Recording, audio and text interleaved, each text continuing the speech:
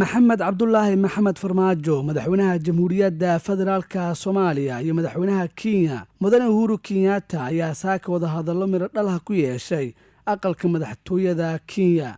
ajendaha wada hadalladan oo ku koobnaa xalwalista mugdiga diblomaasiyadeed ee labada dal ayaa madaxweynayaashu waxa ay ku heshiiyeen in dib loo soo celiyo lana xoojiyo xiriirka iskaashiga labada dowladood kaasoo ku dhisan is-ixtiraam iyo wada shaqayn buuxda oo la xiriirta dhinacyada nabadgelyada, dhaqaalaha, isu socodka dadka iyo baayac mushtarka. wadahadalladan ayaa sidoo kale diradda lagu saaray sidii dalalka gobolku ay isaga kaashan lahaayeen dagaalka ka dhanka al-shabaab gobolkana loogu soo dawaali lahaa nabadgelyo iyo xasilooni. dowladda federaalka Soomaaliya ayaa ugu dambeyn u mahad celisay ra'iisul wasaaraha Itoobiya mudane Abiy Ahmed kaalinta uu ka qaatay wadahadalladan dib loogu yagleelayo xiriirka saaxiibtinimo ee ka dhexeeya Soomaaliya iyo Kenya.